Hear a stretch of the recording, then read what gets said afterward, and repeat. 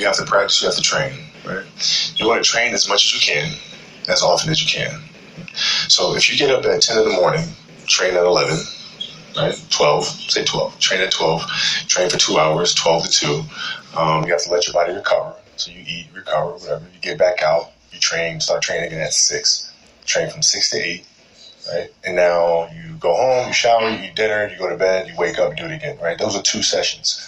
Right, now imagine you wake up at 3, you train at 4. You go 4 to 6, come home, breakfast, relax, blah, blah, blah. Now you're back at it again, 9 to 11, right? Relax, and now all of a sudden you're back at it again, 2 to 4, and now you're back at it again, 7 to 9. Look how much more training I have done by simply starting at 4. Right? And so now you do that, and as the years go on, the separation that you have with your competitors and your peers just grows larger and larger and larger and larger and larger. And by year 5 or 6, doesn't matter what kind of work they do in the summer, they're never going to catch up because they're 5 years behind. Right? And so it makes sense to get up and start your day early because you can get more work in. Is that genetic? Or is that something you ingrained and trained yourself? No, it was Who just taught you that. For me, it was just common sense. Like I can if I start earlier, I can train more hours, and I know the other guys aren't doing it because I know what their training schedule is. Right, so I know if I do this consistently over time, the gap's just going to widen and widen and widen and widen and widen, and they won't be able to get that back. Mm-hmm. So to me, it was just common sense. I'm like thinking, how can I get an advantage? Oh, start earlier. Yeah, let's do that. How do you develop that, or where do you learn that from? Well, I think it's just it's just a matter of what's important to you, mm-hmm. and what's important to you for whatever reason. I felt like I didn't feel good about myself if I wasn't doing everything I could to be the best version of myself. Mm-hmm. If I felt like I left anything on the table, it would eat away at me. I wouldn't be able to look myself in the mirror. Right, so the reason why I can retire now and be completely comfortable about it because I know that I've done everything I could to be the best basketball player I could be. Mm-hmm. And so that's where it comes from for me. You can't leave any stone unturned. Vous êtes bien sur Radio Hors Parquet, la radio qui vous parle de NBA, la radio qui vous écoute. Basketball, c'est mieux à la radio.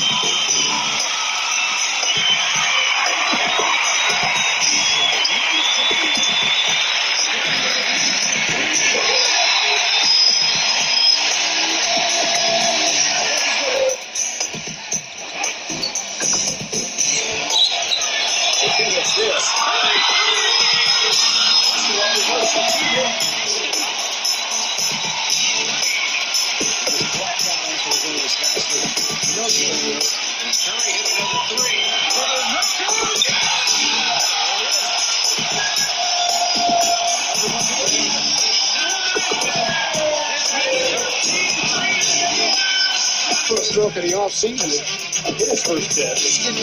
Yeah, exactly. What about trying to win another championship? LeBron inside! Cleveland, that's for you! No, they'll have it now. Good patience on timeout support.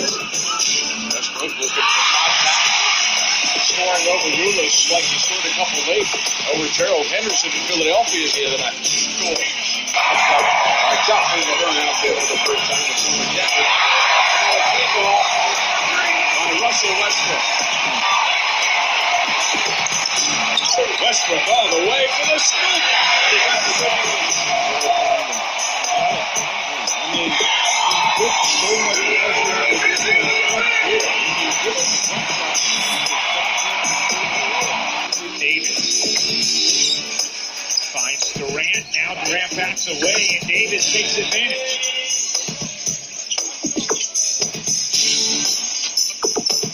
Davis again. What a silky smooth stroke.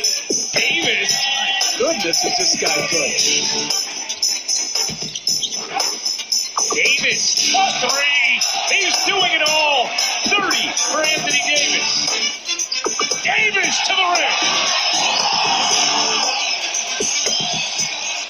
So it's just a breath of fresh air that they have some NBA talent on the floor like Embiid. There's a perfect example of Embiid.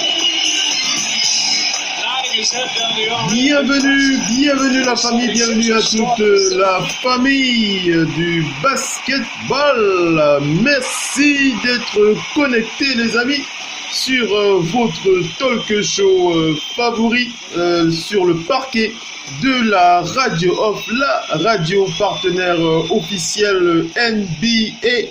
Et comme on en a l'habitude, comme vous en avez l'habitude, vous le savez, c'est bien Oncle Phil Basket, bien présent sur le parquet de la Radio Off. Vous en avez l'habitude, et pour ceux qui suivent les talk shows de cette radio depuis un certain temps, vous le savez, pour le jeudi, c'est NBA No Limit, le talk show qui fait le point sur l'actualité de la NBA. On n'oublie pas de préciser que les talk shows de cette radio sont aussi disponibles sur l'application officielle de cette radio digitale. On le rappelle, la radio partenaire officielle NBA, Oncle Phil Basket, disponible gratuitement sur Google Play. Et si vous avez un téléphone iOS, nous vous suggérons de télécharger l'application Spreaker Podcast, et une fois que vous l'avez installé, vous cherchez simplement Radio Off Basket, et vous avez accès au talk show, au podcast, à l'intégralité de nos podcasts. Ça vous permettra d'écouter les talk shows à votre rythme. Un détail avant d'enchaîner avec la présentation des panélistes qui sont présents ce soir. Nous sommes en direct live via Facebook Audio. On rappelle que ça fait plusieurs jours maintenant que nous enchaînons avec des lives audio Facebook, puisqu'on a constaté que ça marche bien. Certes, la plupart des auditeurs apprécient. Et on n'oublie pas de préciser, n'oubliez pas de télécharger l'application Oncle Phil Basket, parce qu'elle vous permet non seulement de rester connecté à l'actualité de la NBA, mais aussi elle vous donnera la possibilité de gagner un t-shirt. Un t-shirt Radio Off Basket à gagner tous les mois. Pour cela, vous devez télécharger l'application Oncle Phil Basket, mettre une notation à 5 étoiles et un avis utilisateur. Un t-shirt que nous donnons tous les mois, à un gagnant sur les parquets de la Radio Off. Ils sont longs, on a déjà une longue liste de gagnants qui attendent leur t-shirt, qui ont déjà participé. D'ailleurs, il y en a sur le parquet de la Radio Off qui ont joué, qui attendent leur t-shirt, et d'autres qui l'ont déjà reçu. Il y a même des réclamations d'ailleurs, pour ne pas vous le cacher. Allez, on va enchaîner avec les présentations. On va aller du côté du Delaware pour accueillir Mopo, qui doit être avec nous ce soir. On doit avoir Mopo depuis les États-Unis, on doit avoir Missy depuis la région parisienne. On doit aussi avoir le doc ONP depuis Angers qui devrait être avec nous. Et aussi un autre auditeur qui a l'habitude d'être avec nous. Il s'agit de Romain qui doit aussi être avec nous ce soir. Alors on va juste le temps de vérifier que la liaison est bonne avec eux. On va du côté des États-Unis pour accueillir Mopo. Mopo, est-ce que tu m'entends? Ouais, c'est la radio. Bienvenue Mopo, bienvenue sur le parquet de la Radio Off. Ah Mopo, qu'est-ce que... Je suis en ligne là, mais je vais vous passer un coucou là, parce que je ne vais pas durer la chanson de programme dans une journée et demie, je dois décoller dans le temps. Tu décolles dans combien de temps? Tu décolles dans combien de temps? Non, il dit dans une journée là, je vais décoller. D'accord. Ok. C'est sympa, Mopo. En tout cas, dès que tu es sur le point de partir, tu nous fais signe, il n'y a pas de souci. On enverra ton big up aux auditeurs. On va aller du côté de Paris pour accueillir Missy qui est avec nous ce soir. Bonsoir Missy, est-ce que tu m'entends? Oui, je t'entends. Bonsoir à tous les auditeurs. Bonsoir Missy, comment va la forme en ce jeudi soir? Ah ben on est là tranquillement. Ça nous fait plaisir. Ça nous fait plaisir de savoir que tu es connecté avec nous. On va aller du côté, on va aller du côté de Douala, du côté du Cameroun pour accueillir Romain qui est avec nous ce soir. Bienvenue Romain. Yes. Salut Oncle Phil. Bonsoir. Salut tout le monde. Bonsoir Romain, ça nous fait extrêmement plaisir que tu sois connecté avec nous. Comment vas-tu en ce jeudi soir, fin de semaine qui avance doucement? Ça va, je suis là. Semaine tranquille, hein. Ça fait longtemps que j'étais pas et que je suis pas passé par ici. Ouais. L'actualité de cette semaine, je ne pouvais pas me laisser à 37, donc j'ai voulu revenir faire un tour pour dire pourquoi la famille. En tout cas, ça nous fait extrêmement plaisir de te savoir avec nous. On va passer une belle soirée. Et comme tu l'as dit, une émission, on va pas dire une émission spéciale, mais une émission, il y aura de la salive qui va couler ce soir sur le parquet de la radio. Pour ceux qui suivent les réseaux, les news de la NBA sur les réseaux, vous allez deviner de quoi on va parler, puisqu'il s'agit de l'affaire Jimmy Butler, Karl Anthony Towns, l'affaire des Timberwolves du Minnesota qui vibre, qui hurle sur tous les réseaux. On en avait déjà parlé depuis la semaine dernière avec les panélistes sur le parquet. On va encore revenir dessus puisqu'on a encore des éléments à partager avec vous. Mais en plus de ce que l'on sait hein, de cette volonté de Jimmy de partir hein, de cette équipe des Timberwolves du Minnesota, on va quand même rajouter qu'il y a eu des gros bifs, il y a eu des énormes bifs, des gros clashs, on va dire ça comme ça, des énormes clashs sur les réseaux, entre des joueurs NBA, puisqu'on va parler de ce clash qui a opposé Andrew Wiggins, qui s'est chaleureusement bien clashé avec le vétéran, enfin, l'ex-joueur NBA Stephen Jackson. Et il n'y avait pas que lui, il y avait lui et son frère, et il y avait plein de joueurs NBA. Bref, il y a tout un pataquès, toute une discussion de chiffonnier, on va dire ça comme ça, hein, qui fait plaisir aussi il fait aussi plaisir sur les réseaux lorsqu'il s'agit de parler un petit peu basket. Donc voilà un peu pour le dossier, un gros dossier Jimmy Butler, Karl Anthony Towns et les Timberwolves du Minnesota. On n'oublie pas les toutes dernières news en provenance de la NBA. On va aussi partager avec les auditeurs. Allez, sans plus tarder, on va enchaîner avec la suite de l'émission. On va vous passer une petite pub et on va enchaîner avec la tradition de ce soir. On va donner l'info à Romain. Romain, tu m'entends? Yes. Oui, on te parle de la tradition Radio Hall of Fame Basket pour tous les débuts du talk show. Hein. On demande à chaque participant de présenter un maillot qu'il aurait aimé arborer ce soir, ou bien qu'il arbore ce soir. Comme ça nous permet de faire un peu la part belle, de repenser à des personnalités ou à des joueurs que nous avons appréciés, ou encore à des nouveaux joueurs que nous attendons. De voir. Tu vas nous écouter et puis tu vas suivre le mouvement tout simplement. Hein. Ok. Allez. Ok, je vais essayer. Voilà, c'est comme ça que ça se passe sur le parquet de la radio. Allez, on vous passe une petite pub et puis on va enchaîner avec la suite de l'émission. Restez bien connectés. À tout de suite.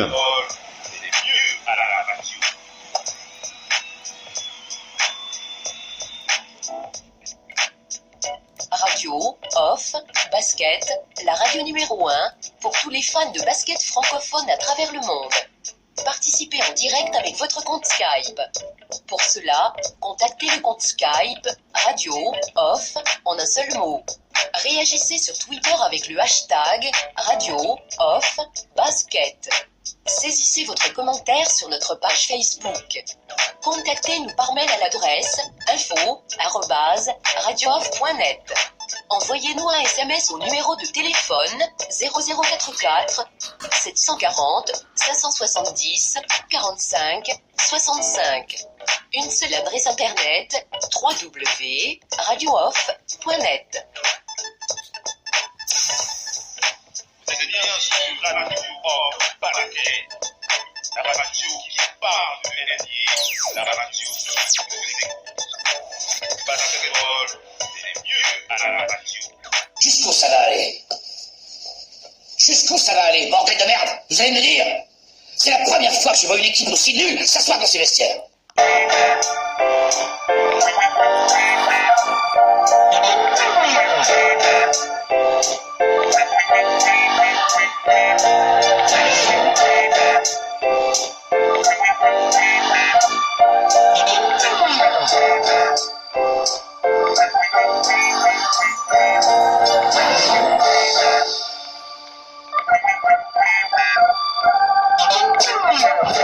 Allez les amis, on enchaîne avec la suite de ce talk show NBA No Limit. NBA No Limit en direct live audio Facebook, disponible aussi sur l'application officielle Oncle Phil Basket, disponible gratuitement sur Google Play. On va commencer par la tradition des maillots, des numéros que nous aurons ce soir. Mais avant, on va aller du côté de Ange, du côté d'Angers, pour accueillir le Doc ONP qui est avec nous ce soir. Bienvenue le Doc. Oui, bonsoir tout le monde. Bonsoir le Doc ONP. Comment vas-tu? Comment va la forme en ce jeudi soir? Ouais, fatigué. Et toujours là. Oui.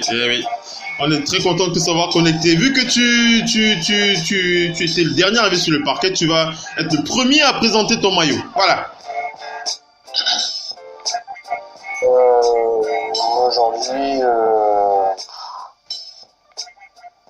comme ça... à chaud.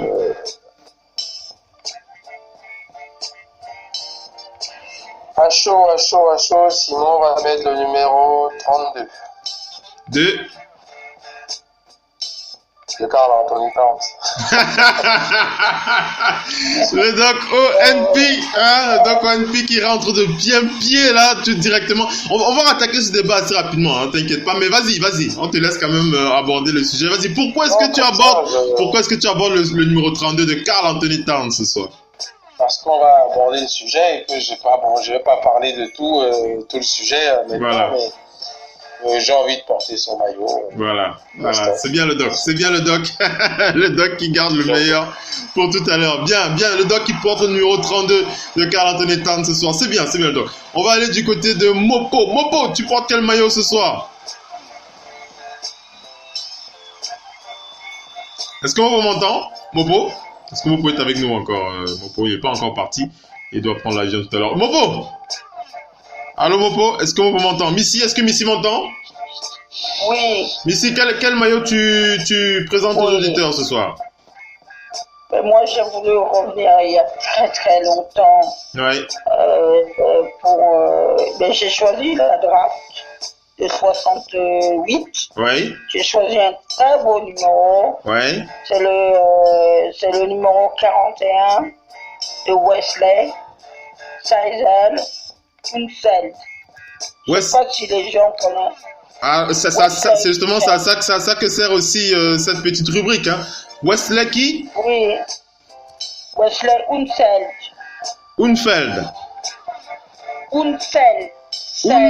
Feld, avec F, hein? Avec F. Non. Avec S, pardon. Unseld. Oui, vas-y, présente-le aux auditeurs alors, parce que moi-même je suis un petit peu... Vas-y. Wesley Unseld, c'est simplement, il est drafté donc en deuxième position en 68 par les Bullets de Washington. C'est tout simplement l'un des meilleurs joueurs de cette ligue. Savez-vous quelle est sa particularité? Non. Et c'est l'un des rares rookies à avoir été rookie de l'année et MVP des saisons régulières. Ah oui. Oui, je vois sa fiche là, Wes Unseld qui a évolué aux Bullets. Je vois ça. Oui. Numéro 41. Ah oui, c'est bien de parler. Vas-y, Missy, vas-y. Oui, je l'ai choisi parce que j'ai vu quelques vidéos et puis la coupe, c'était l'époque de la coupe afro, Et c'est quelqu'un qui m'a toujours passionné. Je dois dire qu'à cette époque-là, je n'étais pas né. Donc, je ne peux pas avoir vu ces matchs. Mais c'est bien aussi de se ramener comme ça dans ces temps où la NBA a installé les fondamentaux. Fait partie de ces joueurs qui ont installé le basket. Il a été cité parmi les 50 meilleurs joueurs de tous les temps quand ils ont fait le classement Hall of Fame. Il est cité énormément de distinctions. Il est en 68, il est rookie de l'année. Il est en 69, il est rookie de l'année. Il est MVP. Et il a disputé le final. Ouais. Mais c'était eux en finale contre les fameux Bucks comment ça s'appelle, les fameux Bucks de Karim Abdul-Jabbar, la fameuse équipe des Bucks qui avait remporté le titre. Il était là en 75 et en 79 contre les Super Sonics de Seattle. Ouais. Je crois que c'est l'année du titre pour eux. Donc, il y a plein de choses à savoir sur lui. Ah ça, c'est très intéressant en tout cas. Très intéressant. C'est un ancien de Louisville. Ouais. C'est un ancien de Louisville et d'ailleurs il est né à Louisville d'ailleurs, dans le Kentucky, toute cette région du Kentucky, Louisville, tout ça, c'est les places fortes du basket. Voilà. D'ailleurs, donc c'est les meilleures universités. Voilà, super Missy. Super Missy. Non mais c'est bien d'en parler, ça te permet aux plus jeunes d'en apprendre plus. Et pour moi aussi, et voilà, Wes, je redonne rapidement sa fiche comme ça, Wes Unseld, comme tu l'as dit. Vas-y, après je conclue avec sa fiche, vas-y. Une autre chose, il a été drafté par les Bullets de Baltimore, parce que les Bullets, à l'époque, c'était Baltimore. Les Bullets de Baltimore, c'est ça. Voilà. Wes Unseld. Wes Unseld. Voilà, Wes Unseld. Il est entré en 68, voilà, 68-69, sa période rookie, voilà, aux Bullets de Baltimore. Et il a terminé, il est resté aux Bullets. Ils ont migré à Washington, il était toujours aux Bullets, donc d'après ce que je vois sur sa fiche, puisqu'il a pris sa retraite en 81. Donc il est resté aux Bullets, voilà, 1, 2, 3, 4, 5, 6, 7, 8, 9, 10, 11, 12, 13 ans. 13 ans chez les Bullets, qui étaient d'abord à Baltimore, voilà. Qui étaient à Baltimore et puis qui ont migré à Washington, voilà, et il était entraîneur aussi, des Bullets. Oui. Oui, donc vraiment c'est une figure une vraie figure de l'histoire des Bullets, des Bullets de Baltimore et de Washington d'ailleurs. Voilà. Et je termine pour rappeler vite sa fiche, pour les auditeurs. Après on va enchaîner. On rappelle qu'il a été MVP lors de sa saison rookie, comme tu l'as dit, Missy. Il a été NBA rookie, voilà, MVP, voilà, MVP des finales NBA en 78, MVP en 69, NBA Rookie of the Year en 69 aussi. Voilà, c'est ta première année rookie. All NBA First Team toujours en première année. Voilà, il a eu tout raflé lors de sa première année. Voilà, 5 sélections NBA All-Star dans sa carrière. Et voilà, élu au Hall of Fame en 88. Voilà, son numéro a été retiré par les Bullets de Washington. Voilà, numéro 41 que Missy nous présente ce soir. Merci Missy, merci, ça fait plaisir de penser comme ça à des sommités du basket. On va faire la passe à Romain qui va nous présenter son maillot ce soir. Romain, tu présentes le maillot, le numéro de quel auditeur? Présente-nous ton maillot aux auditeurs. Vas-y, présente-nous ton maillot. Alors, j'hésitais beaucoup, mais après, j'ai failli profiter de ce petit moment pour rechercher un peu le numéro. Ouais. Parce que j'étais pas sûr que le numéro était déjà disponible. Et le maillot, en fait, c'est le numéro 77 des Mavericks de la prochaine saison. Je suppose que vous allez vérifier de qui il s'agit. 77 de la saison qui va venir, un rookie, donc c'est qui? Attends, laisse-moi deviner.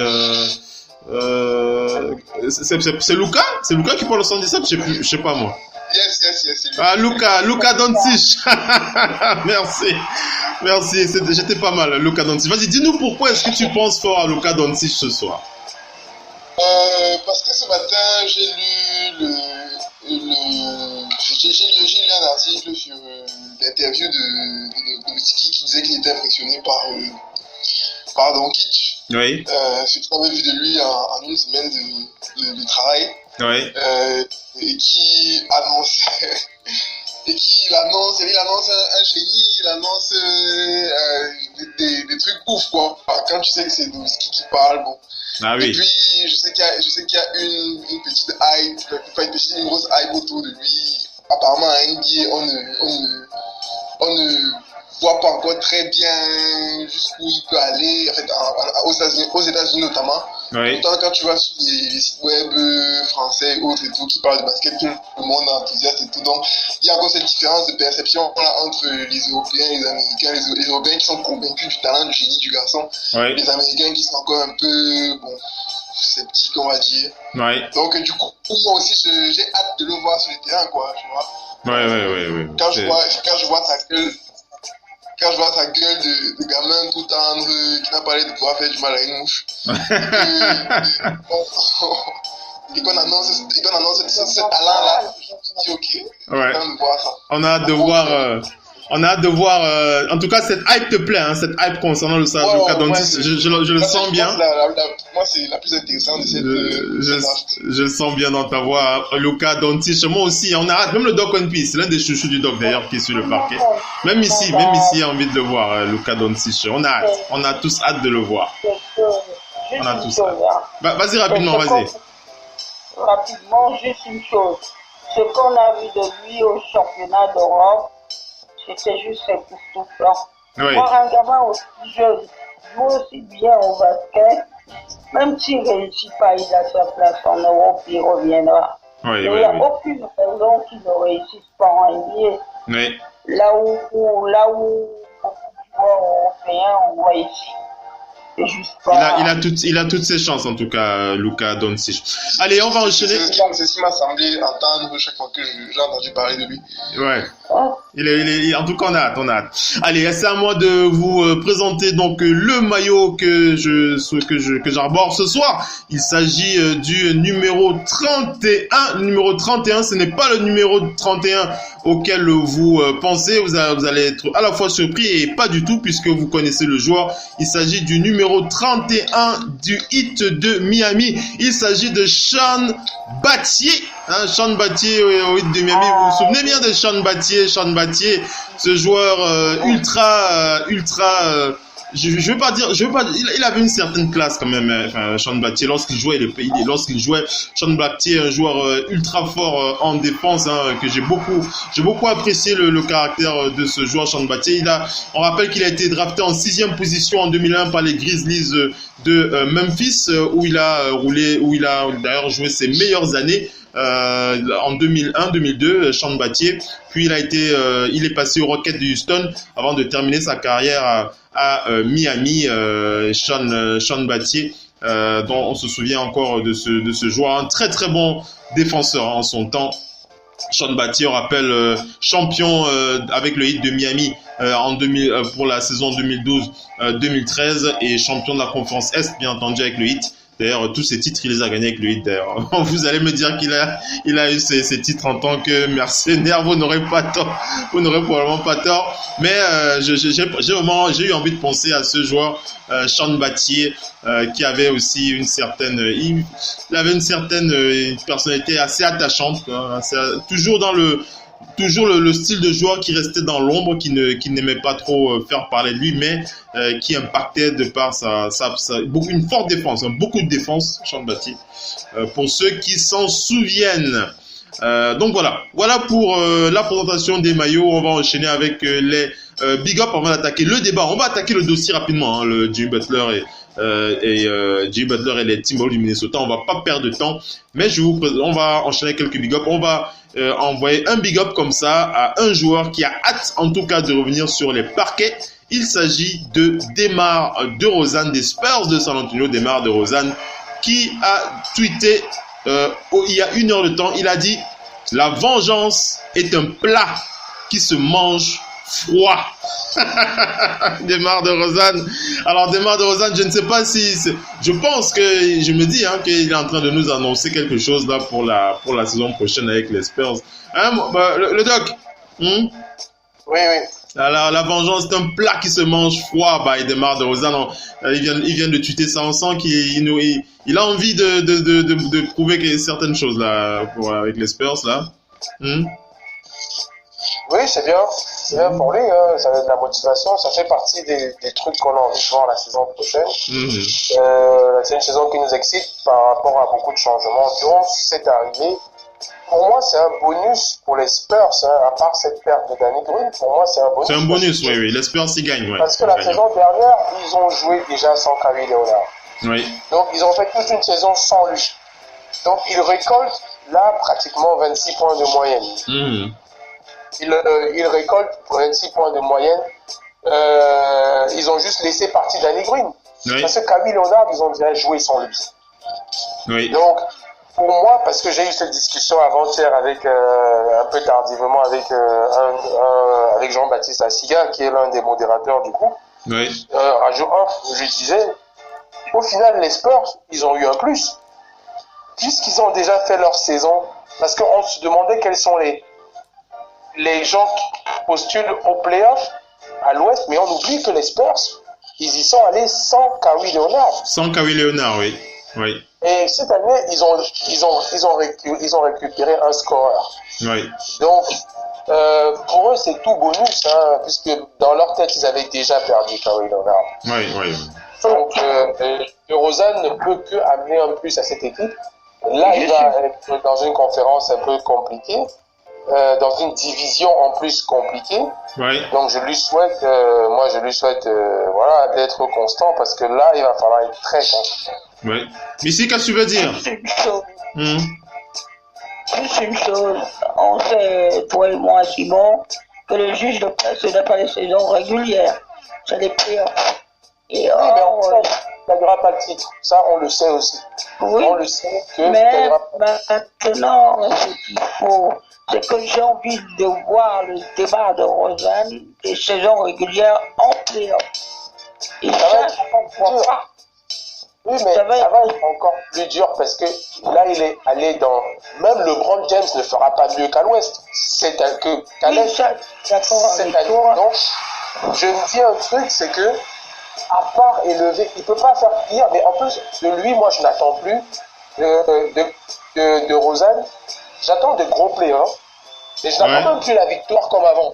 J'ai de toi à moi, Phil. Oui. Bah, à Toronto, j'attendais la victoire de lui, mais au final, comme on a toujours fait le bilan de Toronto ici, il n'y a qu'une seule personne qui a éliminé Toronto depuis 3-4 ans. Personne d'autre à l'Est n'a pu les éliminer à part les équipes de LeBron James. Ouais. Donc, quelque part, ils ont crevé là où tout le monde a crevé. Sauf que lui, ses performances individuelles étaient très mauvaises. Parce que dans un duel au sommet, on attend les leaders venir faire quelque chose. Mais je te prends l'exemple de Oladipo, qui a failli éliminer LeBron James en ratant 5 matchs sur 7. Oladipo n'a bien joué que pendant 2 matchs cette série, mais ils ont failli faire sortir quand même LeBron James. Donc je me dis, DeRozan, là il va peut-être retrouver LeBron James encore en playoff cette fois-ci, j'en sais rien. Mais en tout cas, on va voir. On va voir. J'attends de lui qu'il fasse déjà une super saison, parce que ça va être plus dur. Mais aussi, de l'autre côté, arriver en playoff, qu'il se lâche. On va voir. De la victoire. Écoutez un peu Romain, on a notre fan des Spurs aussi sur le parquet. Romain, c'est un gros fan des Spurs. Romain démarre de Rosanne qui dit que la vengeance est un plat qui se mange froid. Est-ce que toi aussi tu es un peu dans cet état d'esprit avec les Spurs de San Antonio? Et démarre de Rosanne. Je pense que c'est une belle franchise pour lui, notamment en ce qui concerne le fait qu'il puisse être capable de passer un cap individuellement en playoff. Je me dis que dans le cadre de San Antonio peut permettre qu'il franchisse ce cap-là. Moi, j'ai juste un seul petit regret, c'est que j'aurais quand même aimé que Ginobili reste une saison de plus pour lui apprendre 2-3 petits trucs. Elmano n'est plus là. Il est parti, mais bon, je pense que dans une équipe comme San Antonio, dans laquelle l'institution est vraiment, on va dire, au-dessus de toute individualité. Oui. Je pense qu'il aura moins de pression et qu'il pourra peut-être plus se lâcher véritablement pour pouvoir éventuellement franchir un cap, quoi. Oui, c'est un peu mon avis. Sûrement, on attend de voir. Missy, tu veux encore dire quelque chose sur les Spurs? Vas-y. Juste une chose, quand on dit la vengeance est un plat qui se mange froid, comme on fait dans un business NBA, faut vous figurer qu'à tout moment vous pouvez être tradé, on peut faire tout ce qu'on veut de vous. C'est quand même quelqu'un qui pendant plusieurs saisons lui a payé des millions et des millions. Donc, c'est quand même à relativiser. Allez, voilà. Hein? Romain, tu veux dire quelque chose? Lui, il fait son gars. Oui, il le dit, voilà. Mais il ne faut jamais oublier que quelqu'un, il a versé les millions. Voilà, allez, on enchaîne. On enchaîne, les amis, un big up à Bradley Bill qui rappelle à ses fans qu'il va entamer sa 7e saison NBA. Bradley Bill des Washington Wizards qui voilà, dit la 7e saison. Ma 7e saison démarre la semaine prochaine. Bradley Bill, qu'on a envie aussi de voir affronter ce juge de paix, hein, comme le dit si bien ici pendant les playoffs avec John Wall. Et le nouvel arrivant, on rappelle quand même que Dwight Howard est dans la place. Hein, Dwight Howard est dans la place pour aider ce duo John Wall et Bradley Bill à aller aussi loin que possible en playoff. On va terminer cette partie big up.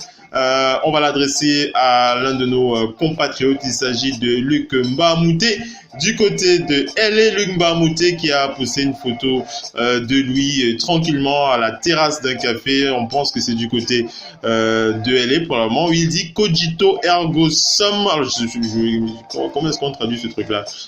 Cogito, c'est de l'espagnol. Hein. Il y a des gens qui font l'espagnol ici. Cogito ergo sum. Si on a, vous nous dites. Hein. C'est parmi les auditeurs. Hein? C'est du latin. C'est du latin? Moi, j'ai dit espagnol. Autant pour moi, c'est du latin. Et tu sais ce que ça veut dire alors? Je pense donc je suis. Je pense donc je suis. D'accord. Voilà. Ouais. Luc Mbamouté. Je pense donc je suis. Voilà. Big up à Luc Mbamouté des Clippers de Los Angeles. Donc voilà. Je pense donc je suis de la part de Luc Mbamouté. Pourquoi pas? On lui envoie un big up aussi. En fait, il aurait dû dire, je sais pas comment on dit ça en latin, mais il aurait dû dire je défends donc je suis. Je défends. Ouais, c'est pas mal. C'est pas mal ça. C'est pas mal. Elle est pas mal. Elle est pas mal. Je prends. Elle est pas mal. Elle est même bien. Très bien. Allez, donc voilà, on va enchaîner avec la suite de l'émission. On va rentrer dans le dur du talk show de ce soir. On rentre dans la bataille du clash avec Butler, le dossier Butler qu'on va ouvrir directement avant de terminer l'émission avec les news de l'NBA. Restez bien connectés à tout de suite.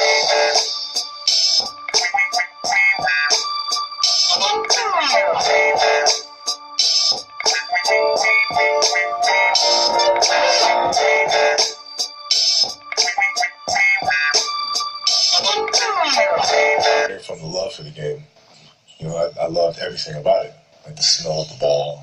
You love the smell of the ball? Yes, the ball. You know, the smell of like brand new sneakers, and like the sound the ball makes when it hits the ground. Sneakers in the gym. Yeah, the ball going through the net, like all those things I love. And so the passion comes from that, because once you have that love, you just want to be a part of this thing all the time. Is there one moment where you can say it defined your passion for basketball? Is there a story or moment when you said, yeah, that was it. That was like when I felt really passionate. No, it never leaves. It never leaves. Like, the game was just a part of me.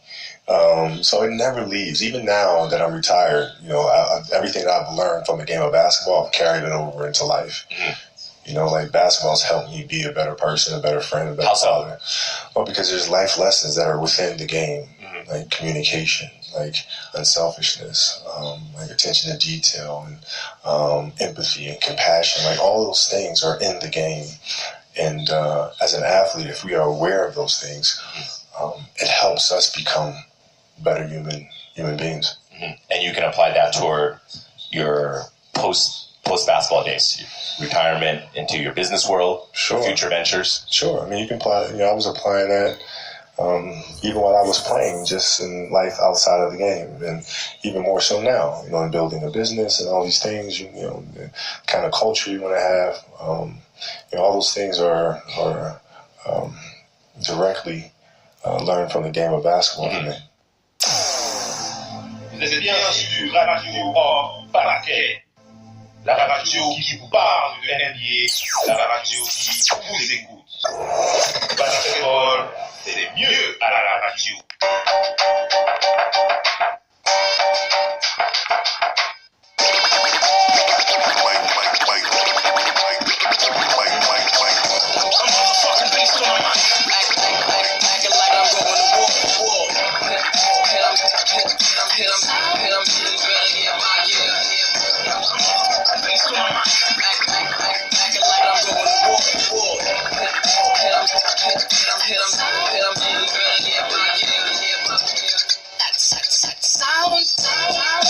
Allez les amis, on enchaîne avec la suite de ce talk show. On rentre de plein pied dans le sujet qui nous réunit ce soir, le débat concernant la situation de Jimmy Butler et les Timberwolves du Minnesota.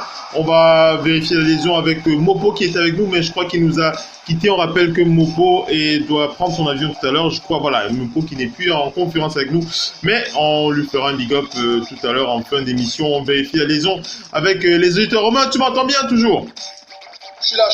Missy, tu m'entends bien, hein, côté de Paris? Oui. Romain, voilà, Missy, Paris. Le doc, du côté d'Angers, tu m'entends bien, hein? Oui. Ah, voilà, allez, super. Alors, on enchaîne avec la suite de cette émission, le débat concernant Jimmy Butler et les Timberwolves du Minnesota. Alors, avant, on va revenir sur les détails. On va pas revenir de long en large sur l'intégralité de ce qui s'est passé la saison dernière, mais et aussi de ce qu'on avait déjà rappelé là il y a 2 semaines déjà. Puis ça fait déjà 2 semaines qu'on en parle, mais on va quand même préciser que juste une chose. On était resté au moment où il devait rencontrer son coach. Voilà, il devait. Voilà, il devait rencontrer Tom Thibodeau, ou plutôt, devrais-je plutôt dire, c'est Tom Thibodeau qui s'est déplacé à Los Angeles pour rencontrer Jimmy Butler et faire le point avec lui sur cette situation inquiétante aux yeux de la franchise entière, sauf de quelques joueurs que l'on va citer du côté de cette équipe concernant la situation. Donc voilà, Jimmy Butler qui avait à cœur de faire le point avec son coach. On rappelle qu'il connaît très très bien, les deux hommes se connaissent très très bien puisqu'ils ont évolué lors des meilleurs moments, on peut le dire, Jimmy Butler qui a quand même jusqu'à présent réalisé ses meilleurs moments, ses meilleures périodes, la meilleure période de sa carrière, on peut le dire, c'était au Bulls de Chicago sous les ordres de Tom Thibodeau. Donc les deux hommes se connaissent bien, mais il était clair et certain que pour Jimmy Butler, il était hors de question pour lui de rester 1 minute de plus au Timberwolves du Minnesota tant que Karl Anthony Towns est encore aussi sur place. Et c'est la même chose de la part de Karl Anthony Towns. Les deux hommes ne se supportent plus, tout simplement. Ils ne supportent plus. On va vous donner comme ça le commentaire d'un expert ESPN qui s'appelle Darren Wolfson, qui a qui a donné les déclarations de Karl Anthony Towns, qui a été très très clair avec la franchise des Timberwolves. Il avait dit tant que Jimmy est dans le roster, je ne signe rien du tout. C'est Karl Anthony Towns selon Darren Wolfson, a donc déclaré fermement son opposition au fait que Jimmy Butler soit dans l'équipe. Et donc par la suite, après la rencontre entre Tom Thibodeau, qui est donc allé à LA rencontrer Jimmy Butler à son domicile, on rappelle que Jimmy Butler a donc demandé il a fait sa demande de trade, il a demandé à être tradé, il ne veut plus rester dans cette équipe. Les deux hommes ont échangé ont donc échangé des mots, et puis par la suite à la suite puisque je raconte les choses de façon chronologique pour être le plus précis possible dans le partage de cette information. Après la demande de trade de Jimmy Butler sur les réseaux sociaux, puisque ça a été public, tout le monde a vu l'information. Jimmy Butler a échangé des mots avec le coéquipier de Karl Anthony Towns en la personne de Andrew Wiggins. Andrew Wiggins et lui ont donc échangé quelques mots assez... alors, c'était pas des mots durs, quoique ici, il y avait quand même des mots durs, mais on va tout vous donner ce soir. Vous allez tout entendre pendant l'émission de ce soir. On rappelle que lorsque le frère d'Andrew Wiggins a été au courant, le frère d'Andrew Wiggins, on rappelle son frère, j'ai pas son prénom d'ailleurs, le nom de son frère. Si vous avez son prénom, vous me le dites. Le frère d'Andrew Wiggins qui a donc tweeté lorsqu'il a appris que Jimmy Butler demandait le trade, il a tweeté Alléluia, Alléluia. Alléluia, le frère d'Andrew Wiggins qui a tweeté Alléluia, voilà, Amen, dit Messi. Donc on sentait vraiment ils avaient vraiment hâte, le clan Wiggins en tout cas, de ce départ de Jimmy Butler. Et puis par la suite, Jimmy Butler sur une story Instagram a aussi déclaré Alléluia. J'espère que tu vas garder la même énergie en faisant allusion à Andrew Wiggins. Alors on va écouter ce petit extrait de Jimmy Butler puisqu'il s'est exprimé sur Instagram. On va écouter ce petit extrait de Jimmy Butler où il répond à Andrew Wiggins avant d'enchaîner avec la suite de l'émission. Vous allez simplement au niveau des panels, restez bien attentifs. On va mettre le son à fond. Il faut pas réagir pendant ce petit extrait qui va durer moins d'1 minute. Après, on va enchaîner avec la suite de l'émission. Restez bien connectés.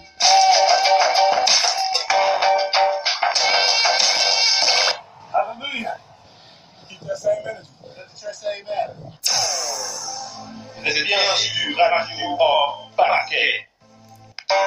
Alors c'était très bas, Jimmy Butler qui... Alors on vous raconte juste la vidéo, il était en train de s'entraîner sur cette story Instagram et puis il a dit Alléluia aussi en réponse au tweet du frère d'Andrew Wiggins en rajoutant j'espère que tu vas garder la même énergie, je suppose qu'il veut dire j'espère que tu garderas la même énergie sur le parquet plutôt que sur Twitter, voilà un peu comment Andrew Wiggins a répondu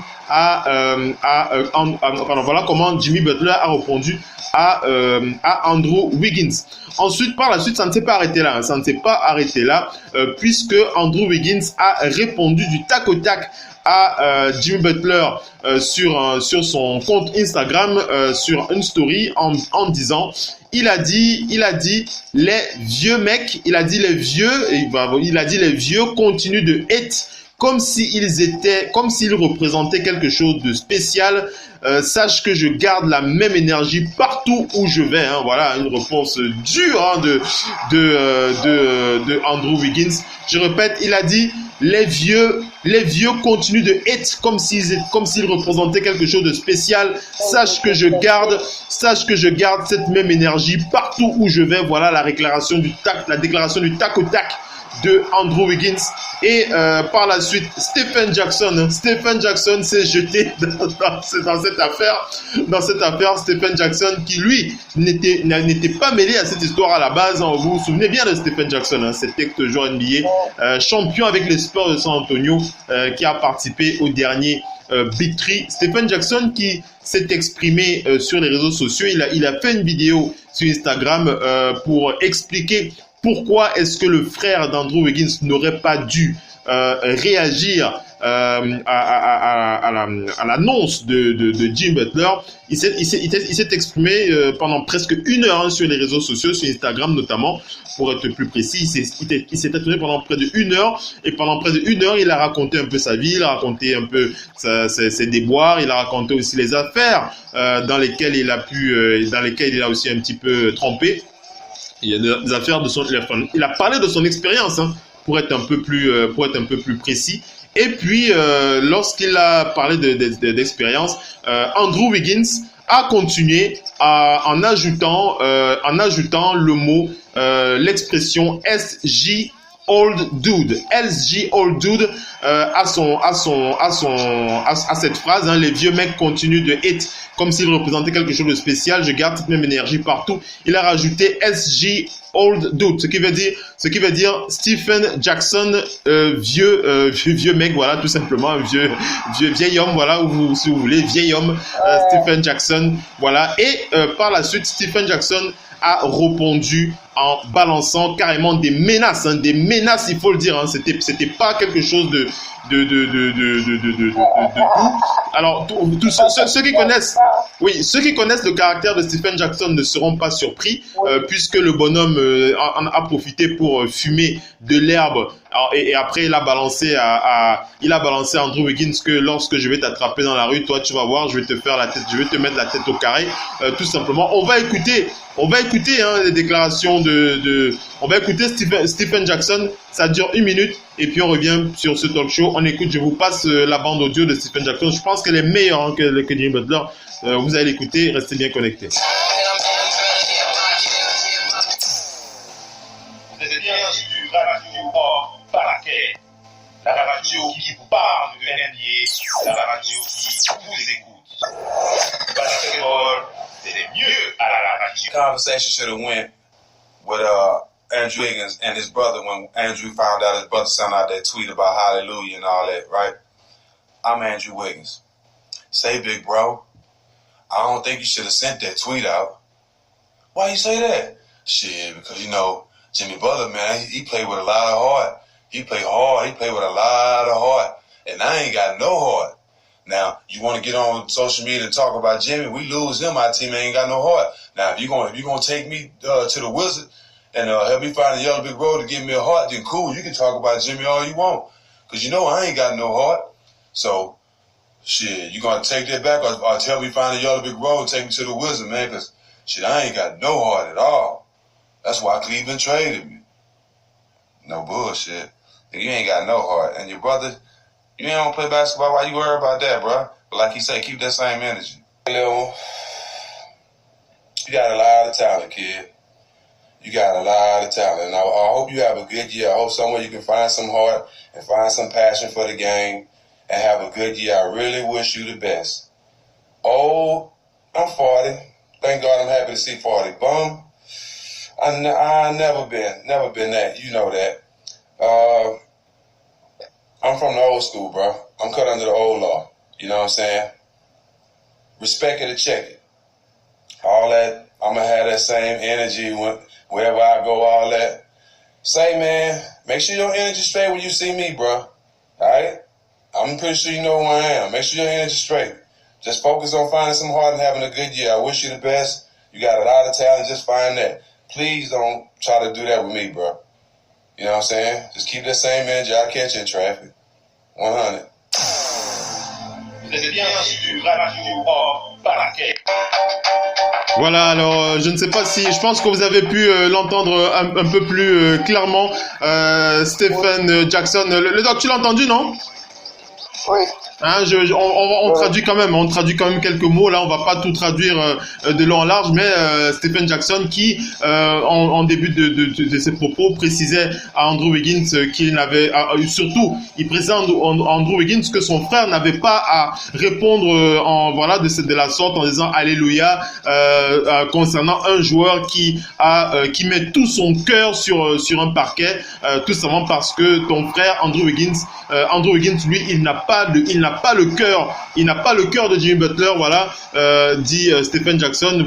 Tu as joué avec quelqu'un qui peut mettre tout son cœur sur un terrain. Toi, tu n'as pas de cœur, tu n'as pas le cœur que peut avoir Jimmy Butler, sur un terrain de basket. Et puis sur la fin, vous avez entendu cette petite menace un peu voilée où il a dit ne t'amuse pas avec moi, voilà, faut pas rigoler comme ça avec moi.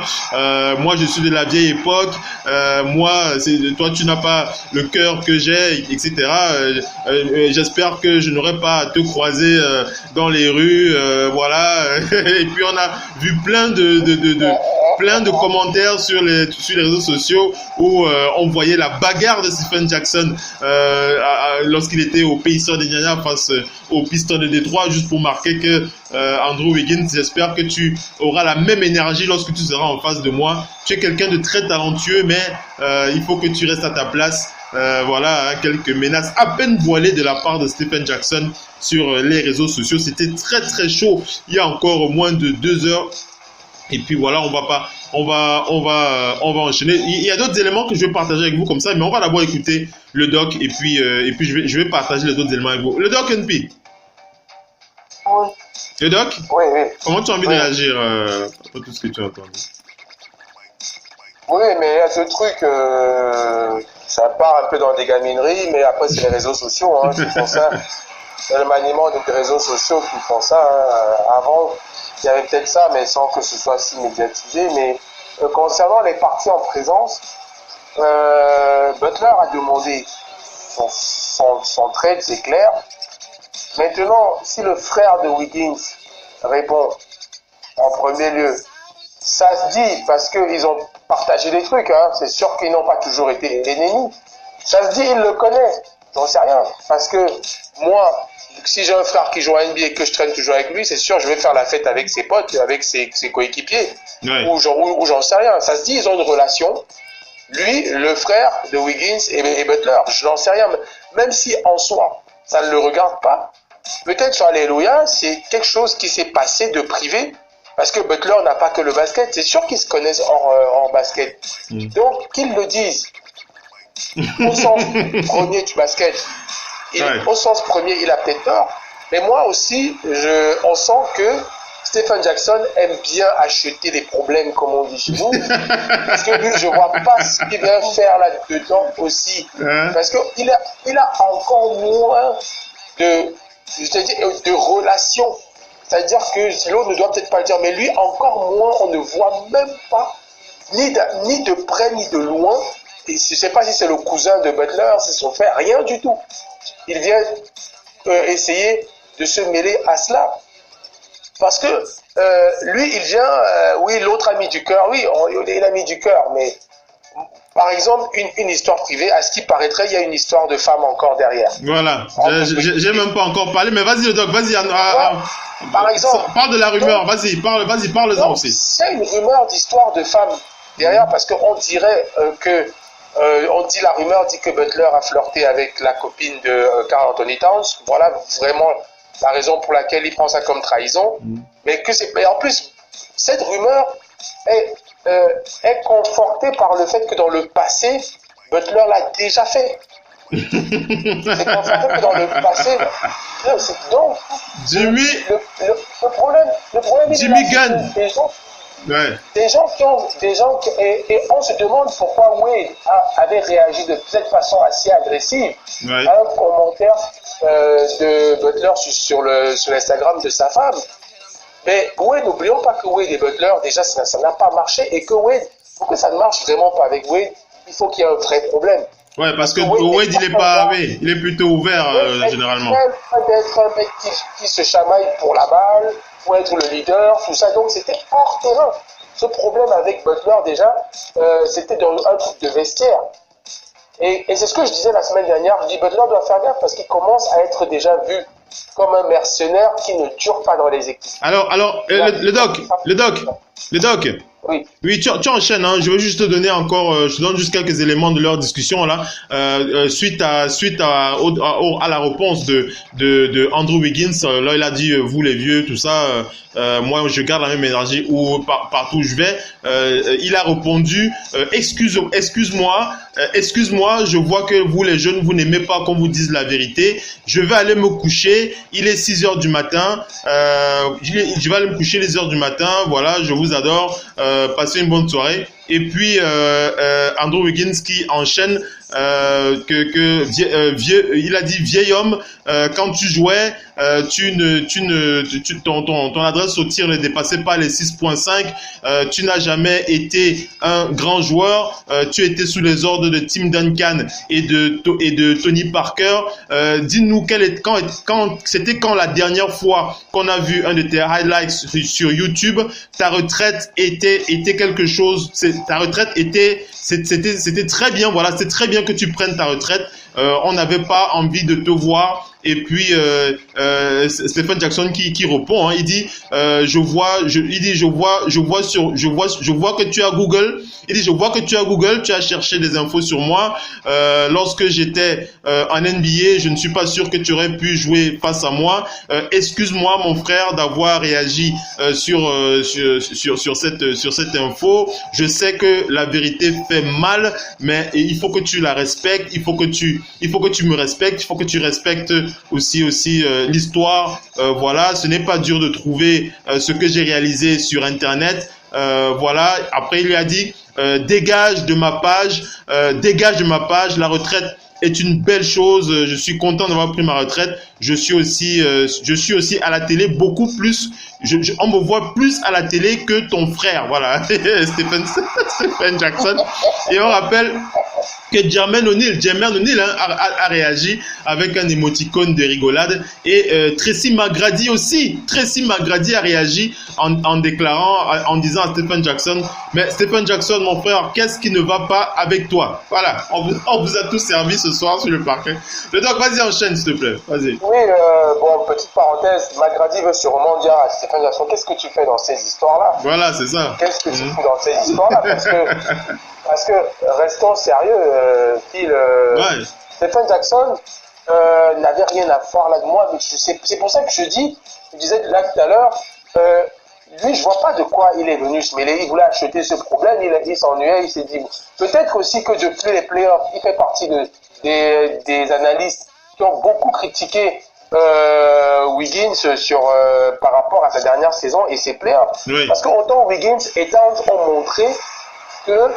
En tout cas, Wiggins a montré qu'il lui en voulait. Il a montré qu'il lui en voulait beaucoup, hein, à Stephen Jackson. Oui, mais il en voulait parce que Stephen Jackson, je pense que derrière, lui, il n'a pas su venir exprimer son désarroi par rapport à la dernière saison de Wiggins. Peut-être ça fait partie des analystes qui se sont dit, mais voilà des jeunes qui n'arrivent pas à mouiller le maillot, qui n'ont pas de cœur, parce qu'il n'a pas dit, il a dit une vérité, Stephen Jackson, que beaucoup d'analystes et de consultants, anciens joueurs consultants pensent. D'ailleurs, Missy l'a dit 10 000 fois ici.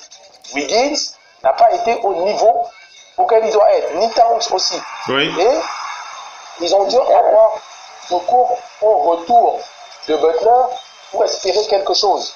Parce que cette équipe, c'est vraiment terrible qu'ils sont 4e, 3e avant la blessure de Butler et ils jouent un dernier match tout près pour se qualifier pour les playoffs. Oui. Ça veut dire, et qu'en playoffs, face au numéro 1 de la conférence, ils ne mouillent pas, ils ne portent pas, passez-moi l'expression, ils ne portent pas leurs couilles sur le terrain. Oui. C'est beaucoup leur en vous. Mais je me demande, est-ce que c'était sur ce terrain que Stephen Jackson devait venir exprimer cela en achetant un problème tout autre? Parce que Butler, lui, il part de là pour un problème avec Towns, même si depuis, tu as vu, Wiggins a re-signé l'année dernière, oui, son gros contrat. Oui. Mais Wiggins, depuis, ne faisait pas de problème en disant, ça concernait vraiment Towns et Butler, même si Wiggins avait ce problème aussi. Oui. Ça concernait vraiment Towns et Butler. Donc, derrière ça, je vois pas pourquoi c'est sur ce terrain, moi en tout cas, que Stephen Jackson vient acheter le problème. Maintenant, si on part même dans le problème lui-même, ce trade, c'est ce qu'il y a de mieux qui puisse leur arriver. On l'a dit l'autre jour, s'il y a un choix à faire, c'est la jeunesse, c'est Towns qu'il faut garder. Il fallait les trois, mais si c'est bloqué à ce niveau-là, surtout encore si il y a encore une histoire de femme derrière, vu comment ça bloquait, et rappelle-toi que je t'ai dit, ils ont une saison à jouer ensemble. Ouais. Là, ça allait tellement dire qu'il faut qu'un parte avant le début de cette saison. Oui. Ils ne peuvent pas se retrouver tous dans ce même vestiaire. Oui, ça c'est sûr. Donc, vaut mieux qu'un part. Là, si Butler part, de toute façon, c'est le meilleur choix possible parce que l'équipe à la base, Butler, ça a été un gros coup de l'été dernier. Ils n'avaient pas forcément prévu. Ils construisaient sur 2 jeunes. Que les jeunes là aillent avec du renfort par rapport à ce trade et qu'ils continuent leur aventure. Pas besoin de faire des tonnes encore. Quel joueur vient. On va écouter. Moi-même, je serais été ancien coéquipier de Stephen Jackson. Je leur ai écrit, je dis, qu'est-ce que tu fous dans Qu'est-ce que tu fous là-dedans? Avant d'attaquer les analyses sur les possibles futures équipes de Jimmy Butler, on va écouter Romain et Missy. Romain? Oui. Romain d'abord et Missy ensuite. Romain? Oui. Tu as tout entendu, je crois. Hein? Oui, j'ai tout entendu. Vas-y. Effectivement, bon, je n'ai pas trop compris, moi non plus, l'intervention de Stephen Jackson là-dedans. Je crois qu'il devait s'ennuyer sur les réseaux sociaux et puis il a voulu profiter du buzz pour faire parler de lui. Mais sinon, moi, je pense que... Je pense, Romain, tu me diras si je me trompe, hein, mais d'après mon analyse, je pense qu'il a interprété la réaction du frère d'Andrew Wiggins comme un manque de respect, en fait. Puisqu'il a dit, le frère d'Andrew Wiggins a dit Alléluia, et puis c'est là, il a dit, mais ton frère ne devrait pas réagir comme ça, tout ça, et je crois que dans ses propos, Andrew Wiggins l'a mal pris, et puis il a répondu à Stephen Jackson, et puis c'est là que le feu a pris, quoi. Bon. En tout cas, je vais dire que ce soit lui qui répond au frère d'Andrew Wiggins ou Andrew Wiggins qui vient répondre après. Ça n'a pas de sens, hein, pour moi. C'est juste une chamaillerie de la cour de récré qui, au final, aura un mauvais impact sur la saison des Wolves. Parce que là, maintenant, on dit le trade aurait pu être il aurait pu éventuellement, s'il y avait quand même une petite bonne ambiance, pousser encore jusqu'à la deadline de février pour essayer de monter un trade. Mais là, avec cette ambiance-là, comme le doc l'a dit, il faut absolument que le trade se fasse avant le début de la saison, sinon c'est toute la moitié de la saison des Wolves qui sera pourrie. Je ne sais pas dans quelle ambiance les gars vont pouvoir évoluer. Ils doivent rester au moins jusqu'en février ensemble. Hein. Voilà, tu vois, donc... Ou alors peut-être je sais pas moi, je sais même pas, hein, je sais pas si Towns et Wiggins, à quel point ils sont en colère ou ils sont fâchés contre Butler, au point où ils pourraient éventuellement même pas jouer ensemble le premier match de saison. Mais en tout cas, ils sont mal barrés. Hein, ils sont mal partis, hein. C'est Thibodeau qui est dans la merde parce que quand ils ont fait venir Butler, déjà l'année dernière, c'était quand même un pari assez risqué parce qu'ils ont quand même laissé partir pas mal de joueurs intéressants. C'est vrai. Tu vois, on parle de quelqu'un dont on n'était pas sûr qu'il allait rester dans l'équipe. Ça a donné ce que ça a donné. Donc, en gros, ils sont dans la merde. Ouais. Après, on verra ce qui va se passer. Hein. On verra. On verra qui va venir et comment il va gérer ça. Missy, comment tu as envie de réagir? Vas-y. Oui, Jackson n'avait rien vraiment à faire dedans. Une chose aujourd'hui, ce que dit cette histoire, c'est que les réseaux sociaux ont pris un tel poids. Et les réseaux sociaux sont mauvais quand vous ne savez pas les utiliser. Wiggins, il ne doit pas être concerné et à bavarder dans cette affaire. Parce que dans le temps, il y avait beaucoup de clash, mais c'était entre gens qui avaient fait leurs preuves. C'était entre gens qui avaient fait leurs preuves. Et d'ailleurs, vous regardez certains joueurs comme Larry Bird et Magic Johnson, c'est la plus grande pour moi, la plus grande rivalité du sport que j'ai jamais observée. Tout se passait sur un terrain. Il faut qu'on retrouve les choses du terrain. Jusqu'à maintenant, on passe temps et temps à commenter des choses qui n'ont rien à voir avec le terrain. Andrew Wiggins l'année dernière et Karl Anthony Towns On les a entendus, on va aux playoffs. Les playoffs, c'est le juge de paix. Regardez même les Kevin Durant qu'on dit, même si quand il était à OKC, il ne gagnait pas. Mais Kevin Durant a toujours bien figuré dans les playoffs. Il faut faire vos matchs, il faut faire vos jeux. Et cette saison, moi, Andrew Wiggins, Karl Anthony Towns, c'est des gens que j'attends au tournant.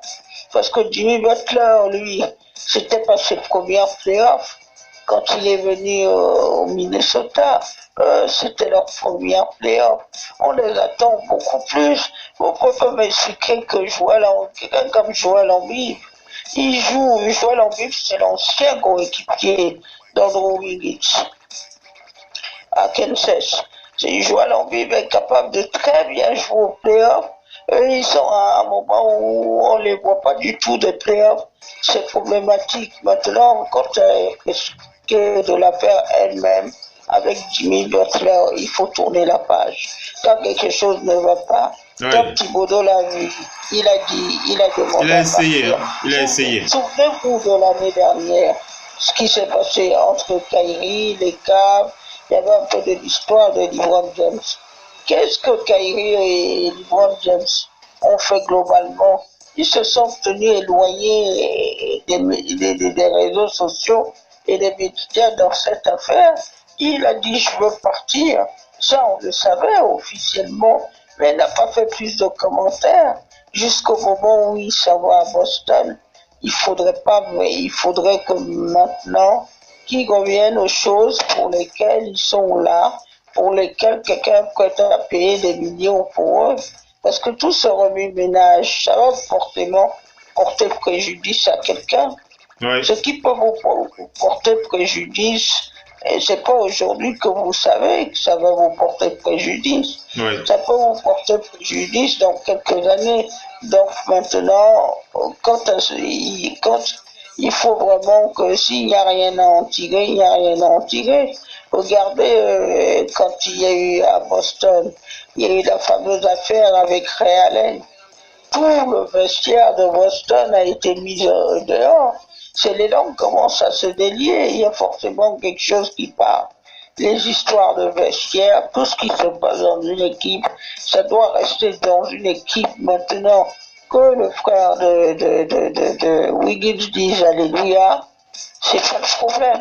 Il n'est pas joueur de... Il n'est pas joueur de NBA non plus. Maintenant, ce qu'il faut dire de ce naufrage-là aussi, c'est qu'il faut revoir la présidence de Tom Thibodeau, qui n'est pas bonne.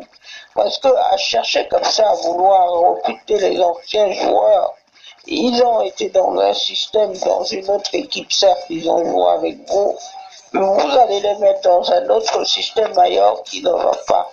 Aujourd'hui, un jeune joueur comme Karl Anthony, il dit vous m'avez fait chosen one. Parce que ce qu'on ne dit pas, c'est que Minnesota l'a choisi en première position. Donc, il leur dit vous m'avez fait chosen one.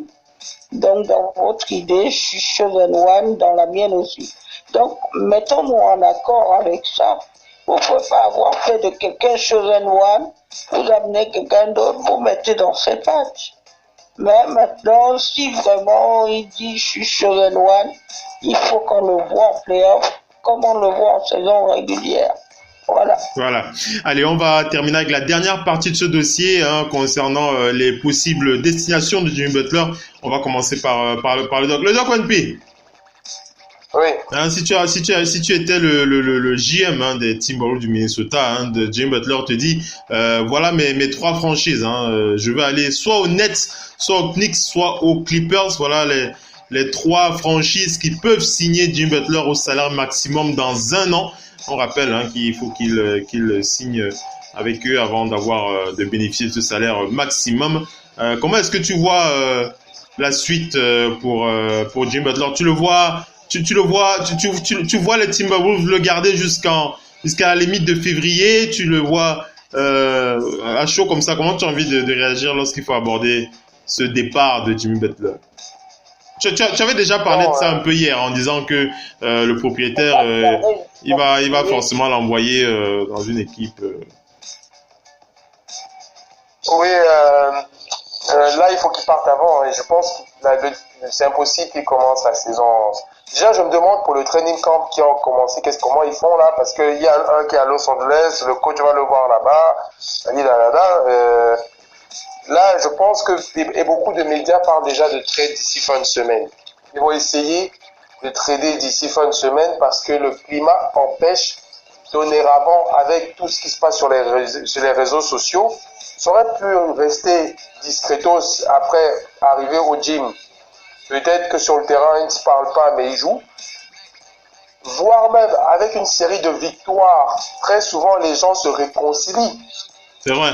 Mais face à la victoire, souvent on commence à se taper les mains, on a gagné, il y a un buzzer beater, tout le monde saute sur lui, mais là, le climat c'est encore plus pourri avec la médiatisation du truc. Pour moi, le seul moyen c'est qu'il parte avant le début de saison.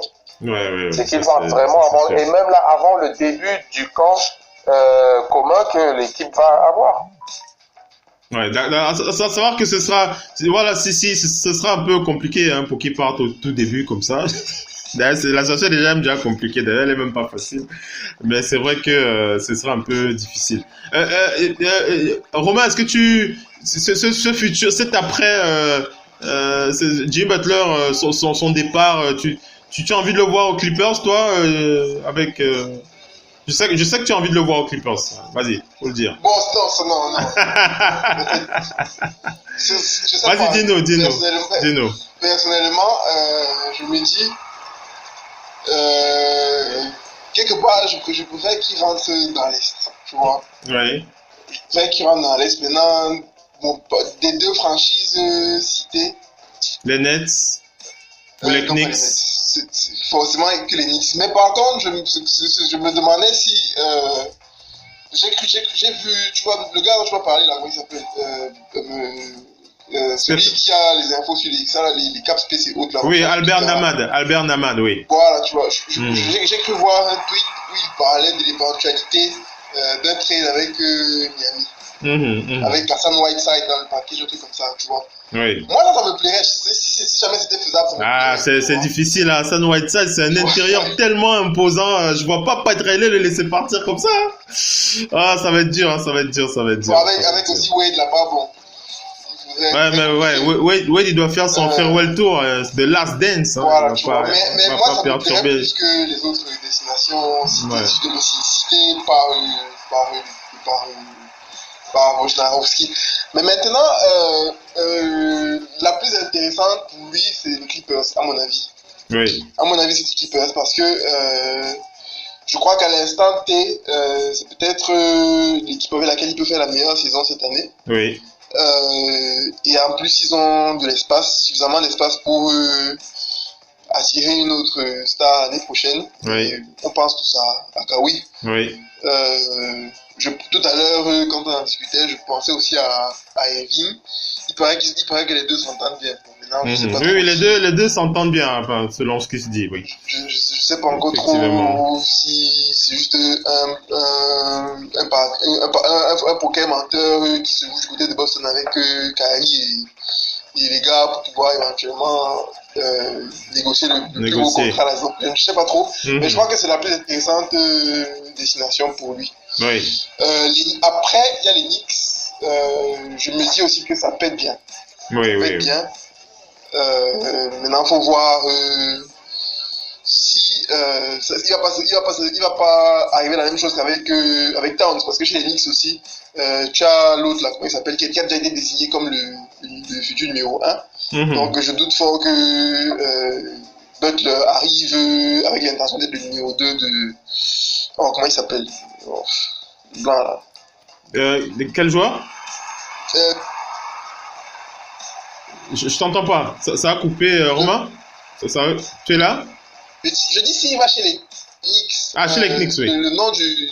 Oui, le nom de leur superstar à la méchante. Porzingis? Pas la Porzingis, tu vois. Ah, ils vont pas le toucher. Je me demande s'il va pas se produire s'il va pas se passer la même chose qu'avec Towns. Puisque chez les Knicks aussi, Porzingis a déjà été désigné comme étant celui qui a les clés du camion. Oui. Donc s'il va lui, il va aller dans une franchise dans laquelle il sera le boss. C'est le patron Kristaps Porzingis. Voilà, New York aussi, il y a déjà un patron désigné par le management en place. Donc, pour moi, la meilleure destination pour lui, c'est les Clippers. Bon, c'est vrai que la meilleure destination pour lui, c'est les Clippers, mais au vu des possibilités, je crois que s'il y a une équipe où il sera en parenthèse le roi, certainement, ce sera les Nets. Les Nets de Brooklyn qui ont l'espace, le vestiaire. Mais c'est vrai que les Clippers aussi sont très très bien, ils sont très très bien positionnés pour accueillir Jimmy Butler. Mais pour ça, il faut qu'ils se séparent aussi de quelques joueurs intéressants.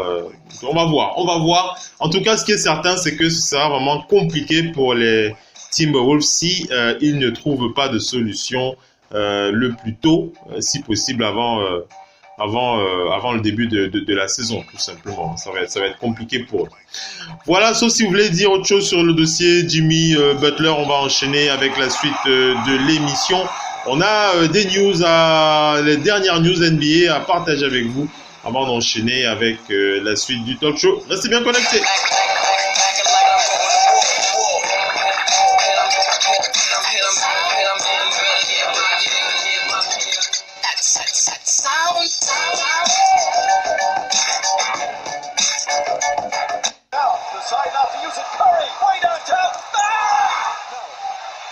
Anthony for three. In your face, all over the place. We're online 24/7. 24/7. You're listening to the hottest internet station.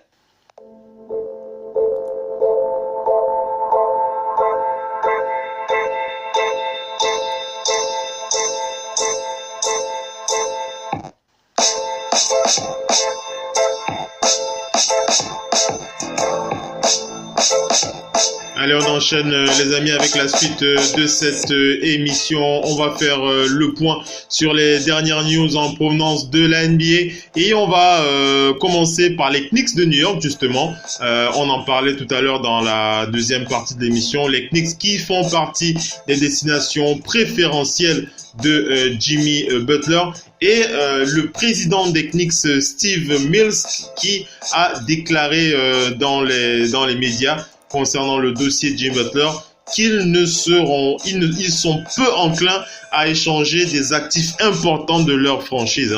Les Knicks de New York ne vont pas mettre des joueurs importants comme Kristaps Porzingis ou encore Hardaway Jr. Comme ça, des joueurs cadres, des joueurs très importants de cette équipe. Ils vont pas sacrifier des joueurs très importants de leur équipe pour s'attacher les services de Jimmy Butler et Steve Mills qui a aussi abordé le dossier de Joakim Noah, le dossier de Jux. Joakim Noah dont on rappelle que du côté des Knicks, le camp d'entraînement va démarrer lundi et Mills a déclaré que 17 joueurs seront présents, 17 joueurs qui se sont donc entraînés déjà cette semaine et ce qui est certain c'est que Joakim Noah ne sera pas présent. Joakim Noah qui a lors de la conférence de presse de Steve Mills en a profité pour poster une photo de lui sur une plage en Californie. Joakim Noah avec John McEnroe et Josh Brolin. Voilà, Joakim Noah qui en a profité pour poster une photo de lui sur une plage en Californie avec John McEnroe et Josh Brolin. Steve Mills qui a déclaré que rien n'a changé depuis quelques temps, sauf que nous sommes en communication constante avec l'agent de Joakim Noah, a aussi déclaré Scott Perry lors de cette conférence de presse. Il a dit: le camp d'entraînement va démarrer bientôt. Notre espoir, c'est de pouvoir trouver une solution avantageuse pour Joakim Noah et aussi pour les Knicks. Alors, selon les sources, il semblerait que les Knicks voudraient que Joakim Noah avance un peu d'argent pour compenser le salaire qu'il pourra gagner lors des 2 prochaines saisons de son contrat. On veut qu'il fasse un peu l'effort qu'a réalisé comment il s'appelle, Luol Deng, hein, lorsqu'il a quitté les Lakers de Los Angeles. On rappelle Luol Deng qui a quand même laissé 7 millions sur la table pour partir. Et on rappelle qu'il a Luol Deng qui va justement jouer avec les Timberwolves du Minnesota et Tom Thibodeau. Voilà, Knicks qui veulent se débarrasser de ce dossier Joachim Noah.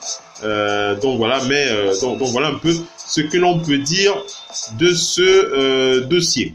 On va enchaîner, on va aller du côté des Lakers de Los Angeles pour parler de Luke Walton. Luke Walton qui a lancé une enquête sur Romain devine qui?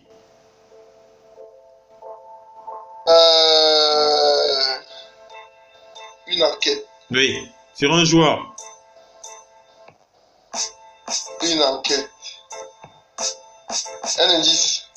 Non, c'est un joueur, je t'ai déjà donné l'indice déjà. C'est un joueur des Lakers. Non, mais c'est... Mais pourquoi il a fait une enquête sur un joueur? Vas-y, lâche-toi. Même si tu te trompes, c'est pas grave. Allez, vas-y. À chaud. Kuzma. Non, ce n'est pas sur Kuzma, c'est sur LeBron James. Luke Walton qui a lancé quelques petites enquêtes sur LeBron James. Il a selon Harrison Fagan, l'expert ESPN Harrison Fagan, il a déclaré que Luke Walton a rencontré Eric Spoelstra, l'ex-coach de LeBron James au Heat de Miami. Il a discuté aussi avec Tyronn Lue et il a aussi discuté avec Pat Riley. Voilà, il a discuté avec cette personnalité NBA pour en savoir un peu plus sur LeBron James et aussi pour savoir comment manager le King, on va dire ça comme ça. Romain, comment tu as envie de réagir?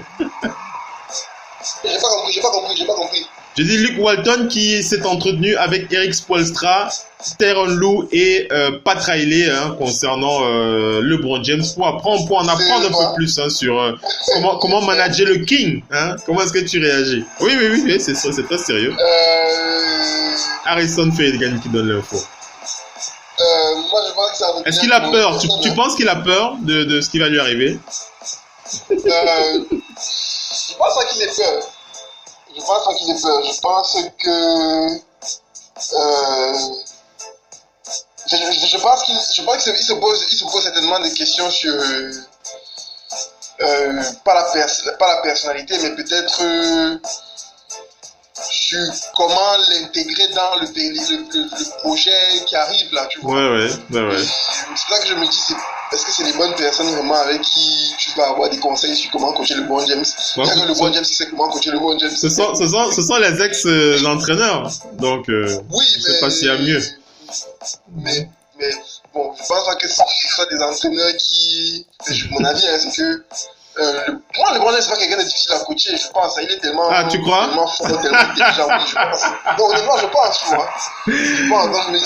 je suis pas aussi certain que toi, en tout cas. Tu connais la liste de coachs que LeBron James a fait valser dans sa carrière, Romain?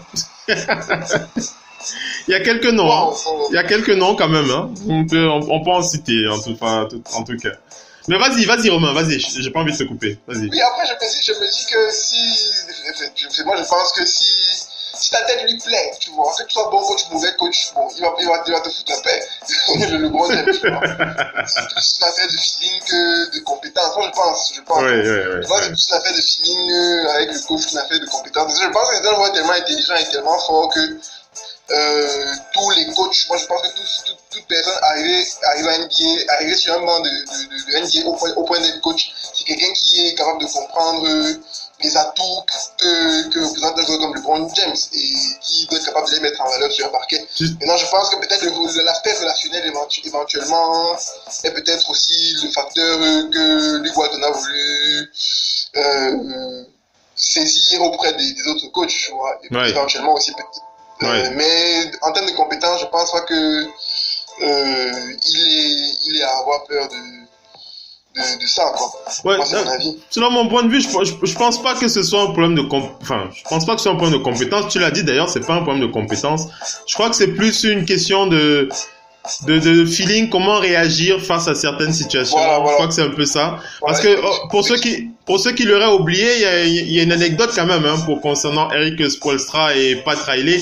Le Doc Hunty va la commenter, mais vous vous souvenez lorsque le Heat a perdu en finale NBA et que LeBron James est revenu au Cavs, on rappelle que pour ceux qui ne le sauraient pas, LeBron James avait demandé à ce que Eric Spoelstra se fasse virer, et Pat Riley avait dit non, il avait dit non.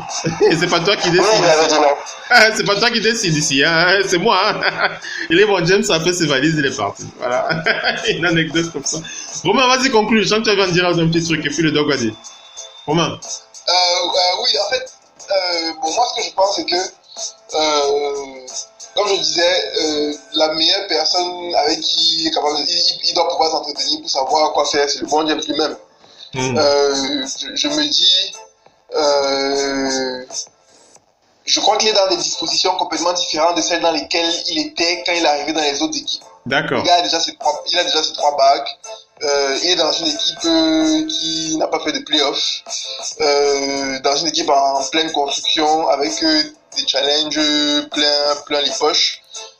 Donc, moi je pense que c'est le bon James différent qu'on aura cette saison. Donc, nul ne sait véritablement à quoi s'attendre. Donc, bon, voilà un peu pour cette affaire. D'accord. Le Doc, comment tu as envie de réagir Luke Walton qui commence déjà, on va pas dire qu'il gamberge, mais il commence à se poser de sérieuses questions quand même sur comment on va manager le King ici à LA. Oui, c'est un cas particulier qu'il va avoir à faire. Ah, oui. Il a été un effectif, tout le monde le dit, on parle de Golden State, mais Golden State c'est une famille, les gars qui vont là-bas, personne n'a le boulard ou bien personne n'a un état d'esprit à dépasser d'autres plus que plus qu'il ne faut. C'est plus cool de coacher ce genre de mec.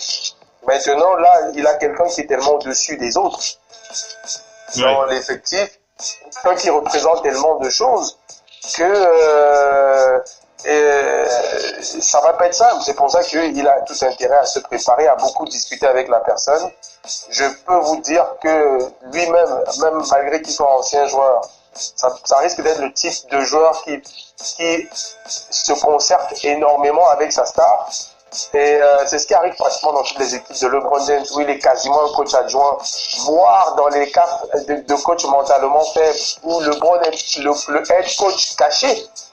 Donc, ça risque d'être compliqué pour lui, mais au-dessus de lui, on va dire, il a quand même des dirigeants d'expérience qui devraient s'appuyer un peu sur ce que Spoelstra a pu faire. C'est pour ça que peut-être qu'il voit avec lui, avec Pat Riley.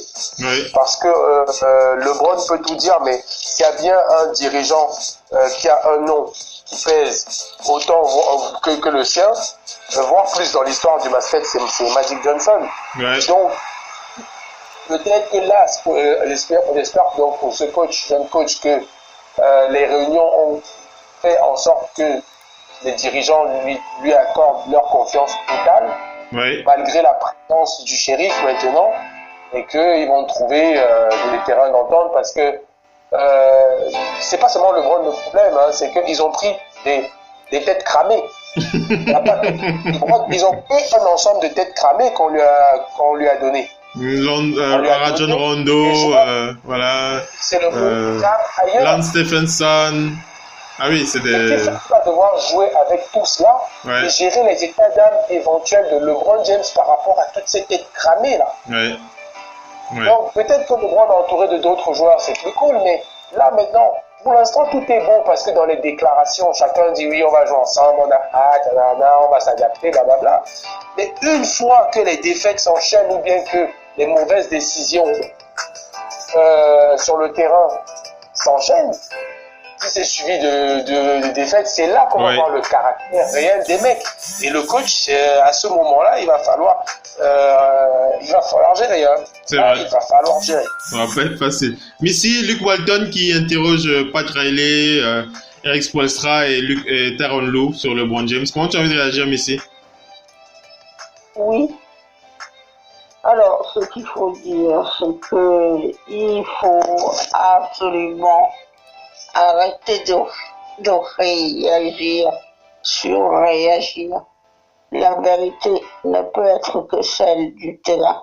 Ouais. Beaucoup trop de bruit autour de cette affaire. Maintenant, il va falloir qu'on en revienne au jeu.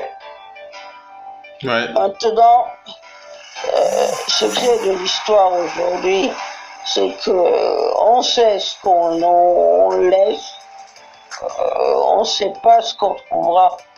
Maintenant, Luke Walton qui se pose des questions, hein, comment est-ce qu'il va manager le King et tout, c'est surtout ça qu'il se demande. Oui. Il demande à Tyronn Lue peut-être comment est-ce que tu faisais quand le King s'énervait, tout ça. Il se demande comment est-ce que je vais faire? Il se demande, il faut tourner la page. Ces coachs-là sont payés pour gérer ça. LeBron James à Cleveland, c'est une page qui se tourne. Eh oui. Parce que LeBron James à Cleveland, tout tourne autour de lui. On disait pourtant, il faut qu'il ne garde pas trop le ballon, il ne faut pas qu'il fasse ça. Mais pour autant, quand on regarde au cours des saisons, surtout quand viennent les playoffs, c'est là que vous vous rendez compte du déficit de Cleveland. Maintenant, ce n'est pas parce que vous avez les bonnes pièces que vous gagnez. Et l'histoire l'a montré. 3, on le dit bien, c'est juste hallucinant. 3 des 4 derniers MVP. 3 des 4 derniers MVP étaient à OKC. Ils étaient en 7 équipes. L'idéal était de les faire jouer ensemble, ramener les titres. Certes, en 2012, ils vont au final, ils sont battus par Miami, mais quand on regarde bien, ce n'est pas parce que vous avez LeBron James. LeBron James, il est dans une fin de carrière, où on gère son organisme. C'est bien. Aujourd'hui, les joueurs qui jouent, le nombre de joueurs qui jouent de plus en plus longtemps s'est multiplié, y compris dans les sports individuels. Quand on voit Serena Williams, presque 37 ans, en finale de l'US Open, ça va devenir la norme. Tout ce qui va devenir la norme, il faut maintenant que, quand vous êtes coach, comme lui les coachs, il faut qu'il apprenne à faire un amalgame de tout. Vous devez faire un amalgame de tout. Ne pas simplement considérer que LeBron James, il doit. Pendant les dernières saisons, Tyronn Lue s'est dit, LeBron, il va nous. Mais quand vous tombez sur une équipe comme les Warriors, qui est presque injouable, qu'est-ce que vous faites? Le problème aujourd'hui, c'est pas tant ce qu'on va faire. Moi, je l'ai toujours dit. Ouais. Et on l'a vu avec les Lakers et les Celtics. Les Warriors sont dominants. Je ne dis pas qu'il ne faut pas se battre, mais je dis, tant qu'ils sont là, à ce rythme-là, ça sera toujours la même chose. C'est quand ils s'en iront, il y aura une fin de cycle. Mais en tout cas, la fin de cycle, elle n'est pas pour l'année prochaine. En tout cas, on lui souhaite, on lui souhaite bonne chance, voilà, Luke Walton pour manager le King. Allez, on va lui donner des zones positives. Allez, on va enchaîner avec les toutes dernières news. On va partager avec vous cette malheureuse nouvelle, cette très très malheureuse nouvelle qui circule sur les réseaux depuis quelques heures. Il s'agit d'un malheur qui a frappé la famille de Richard Jefferson. Vous vous souvenez très très bien de cet ex-joueur Richard Jefferson qui a malheureusement perdu son père qui a été assassiné, qui a été victime d'un assassinat du côté de LA dans le Compton. Vous connaissez bien Compton, cette région originaire d'Emar DeRozan aussi, qui vient de Compton. Le père de James Harden aussi, je crois. James Harden aussi, qui vient de Compton, voilà, comme le dit Romain. Donc voilà, le père de Richard Jefferson qui a été malheureusement victime d'un assassinat. Donc du côté de Compton, toutes nos pensées à l'attention de cette famille qui souffre beaucoup en ce moment. Vas-y, Messi. Vas-y, après j'enchaîne. Vas-y. La réalisatrice, Awa Duvernay, aussi originaire de là. D'accord. Juste une chose, c'est que je veux rappeler aux gens, je le dis comme ça, Comptown a été toujours une place vivante, une place forte du sport. Rendez-vous compte, dans les années 60 et tout ça, dans toutes ces époques, on allait à Comptown pour courir les 100 mètres et tout ça. Il y avait les boutiques d'athlètes, il y a des records qui ont été battus à cet endroit. Mais au fil du temps, Comptown s'est transformé en zone vraiment noire. Très dangereuse, hein. Très dangereuse. En zone extrêmement dangereuse. Très dangereuse, oui. Il y a justement, comment il s'appelle, l'acteur qui a joué le rôle de Miles Davis au cinéma. Ils ont été tournés leur série là-bas. Don Cheadle a été tourné la série là-bas et ils ont été victimes de tirs d'armes à feu. Ouais. C'est pour dire à un moment. C'est très chaud là-bas. Il faut que ça cesse. Il faut que ça cesse. On se souvient. L'année de Sir William, je crois aussi que c'est là-bas qu'elle a été tuée, si je me trompe pas. Oui, c'est l'année de Sir William aussi. Voilà. À un moment donné, il faut que ça s'arrête. On se souvient de l'immense douleur qu'a ressenti Michael Jordan au moment de l'assassinat de son père. On souhaite jamais à quelqu'un de vivre ça. Oui. Voilà. Voilà toutes nos pensées pour Richard Jefferson et sa famille. On enchaîne avec les news. On rappelle cette nomination, c'est du côté des Sixers de Philadelphie, Elton Brand qui est donc general manager du côté des Sixers pour remplacer Brian Colangelo. Voilà, Elton Brand, une figure de l'histoire quand même des Sixers de Philadelphie. Il va pouvoir manager cette équipe. On enchaîne, on va aller aux Warriors. Les Warriors. Tu dis? Elton Brand a été rookie de l'année. Rookie de l'année, oui. C'était aux Sixers, quand elle était rookie de l'année, je sais plus. C'était aux Bulls. C'était aux Bulls. Oui, c'était quand il a été. C'était aux Bulls, oui.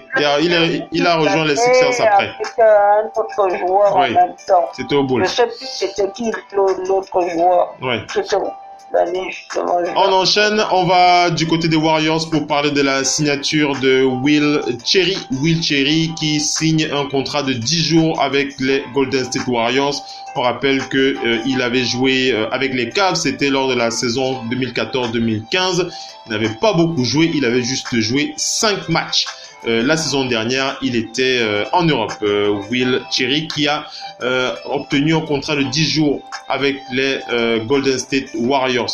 On va aller du côté des Blazers de Portland. Les Blazers de Portland qui ont signé un accord de partenariat avec un sponsor qui va figurer sur leur maillot. Il s'agit de BioFreeze. Le groupe BioFreeze qui est donc le nouveau maillot des Blazers. On verra son logo sur le maillot de cette équipe. On va du côté des Wizards pour parler de la signature de Lavoy Allen. Lavoy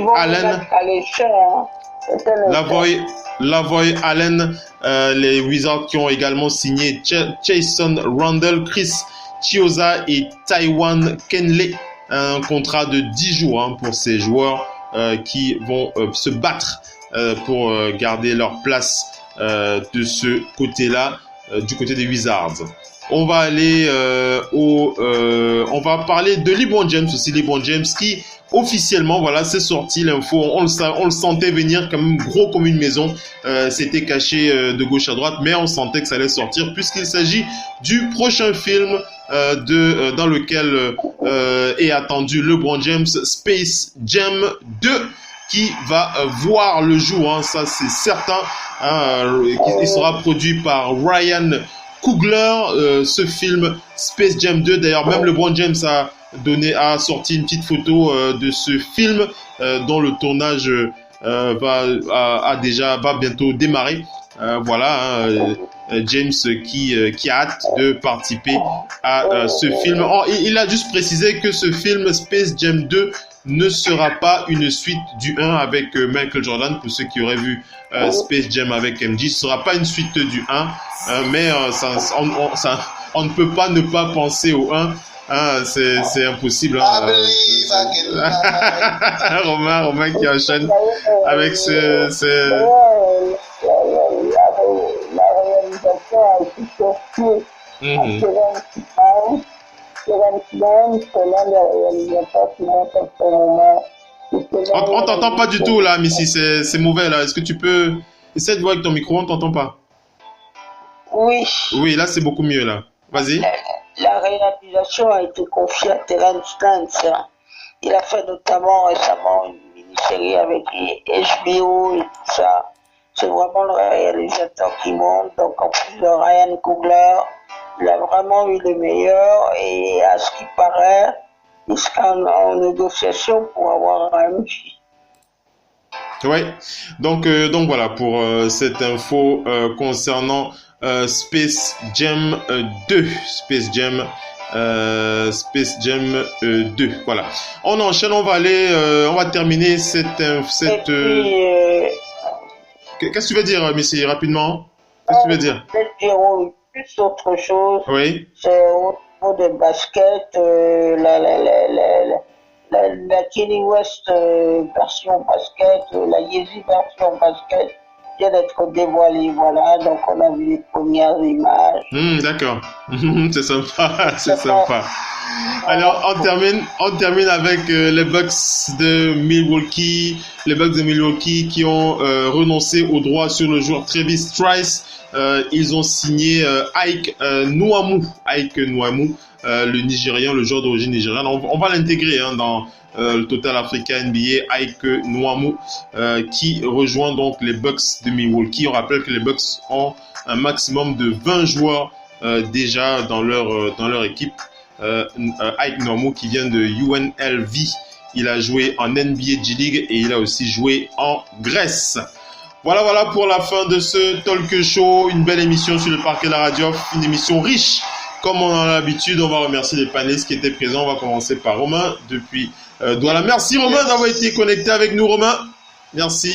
Merci Anglophile. Tu as passé une bonne soirée? Très bonne soirée. Tu as passé une bonne soirée, Romain? Ouais. Super. Ça nous fait plaisir et bien entendu, tu sais comment ça se passe. Dès que tu as un peu de temps, tu nous fais signe, on sera très heureux d'être avec toi sur le parquet. On va remercier le Doc depuis Angers d'avoir été avec nous. Le Doc, merci d'avoir été connecté avec nous ce soir, le Doc. Merci à tout le monde, c'était un plaisir aussi. Merci le Doc ONP. On va donner rendez-vous à nos chers auditeurs dimanche pour Total Africa NBA. Et on va aussi remercier Missy depuis Paris. Merci Missy d'avoir été avec nous. Merci beaucoup. Merci à tous les auditeurs. Merci d'avoir été avec nous. Samedi, c'est le démarrage de la Coupe du Monde. Et les deux équipes africaines déjà vont être sur le pont. Le Sénégal... c'est en milieu d'après-midi, vraiment, c'est contre Team USA et l'autre match, c'est le Nigeria qui, je crois, doit affronter justement l'Australie avec l'une de celles qui pourrait être révélation de ce tournoi, l'une des meilleures jeunes joueuses australiennes.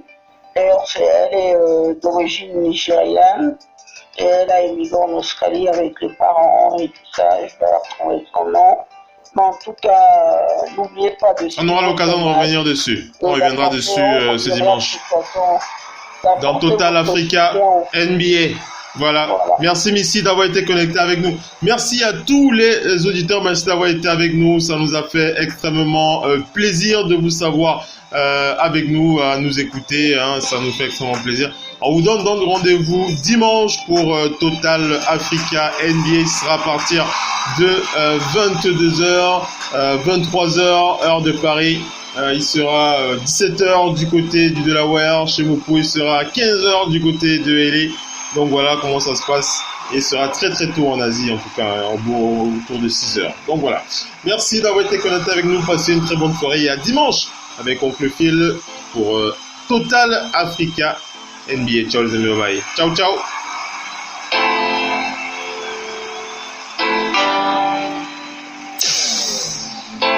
bien sûr Radio Basket, la radio qui vous parle de NBA, la radio qui vous écoute. Basketball, c'est mieux à la radio.